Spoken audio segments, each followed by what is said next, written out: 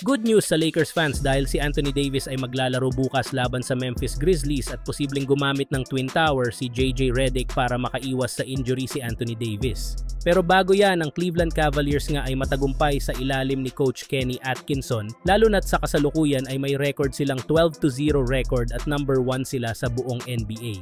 Maraming fans at analysts ang bumabati sa kanila dahil sa mahusay nilang simula ngayong season.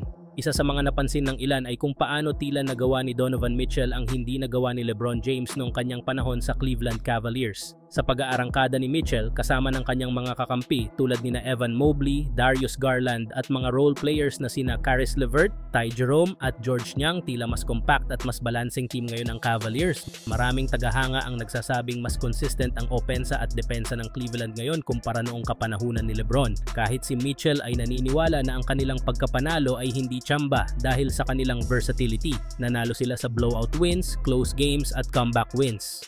Ayon kay Mitchell, ang kanilang team ngayon ay kayang umangkop sa iba't ibang sitwasyon sa laro na nagpapakita ng kanilang pagiging solidong team. Dahil dito, may mga tagahanga ang nagsasabi na mas better fit si Donovan Mitchell sa kasalukuyang lineup ng Cleveland kaysa si LeBron noon na kadalasang bumubuhat mag-isa sa kupunan. Sa ilalim ng pamumuno ni Mitchell, nakikita ng maraming analysts at fans ang pag-usbong ng bagong estilo ng Cavaliers, kung saan hindi nakasentro sa iisang superstar ang laro kundi buo ang kontribusyon ng bawat miyembro.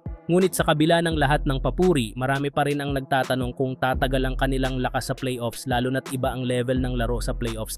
Samantala, magandang balita para sa Los Angeles Lakers dahil cleared na si Anthony Davis mula sa kanyang eye injury na tinamo laban sa Toronto Raptors at inaasahang makakapaglaro na siya bukas laban sa Memphis Grizzlies. Matapos ang ilang araw na pag-aalala ng mga Lakers fans, balik na muli sa court ang isa sa kanilang pangunahing player, isang malaking bagay lalo na't malaki ang kanyang naiaambag sa depensa at opensa ng team. Ayon sa ilang eksperto, iminungkahi nila na mas makabubuti kung babaguhin ni Coach JJ Redick ang rotation ng mga players. Isa sa mga suhestyon ay ilagay si Davis sa power forward position at gawing starting center si Jackson Hayes. Sa ganitong paraan, maiiwasan umano ang masyadong matinding physical na contact kay Davis na maaaring magdulot ng malalang injury lalo na sa posisyon ng center na madalas makipagbanggaan sa ilalim ng basket. Sa ganitong setup, magiging mas efficient ang laro ng Lakers at maiiwasan ang matagalang pagkawala ni Davis kung sakali mang magkaroon muli ng injury. Kapag mas napanatiling healthy si Davis sa buong season, mas mataas ang tsansa ng Lakers na makapasok sa playoffs at makipaglaban para sa kampyonato. Ang kalusugan at kondisyon ng kanilang mga star players gaya ni Davis ay mahalaga para sa tagumpay ng kanilang kampanya ngayong season, lalo na ngayon na maganda ang performance ni Davis kung saan siya ang nangunguna sa scoring leader at siya din nangunguna sa MVP ladder ng NBA. Ang move na ito ay hindi lamang proteksyon kay Davis kundi isa ring strategic adjustment para sa ikauunlad ng kanilang laro.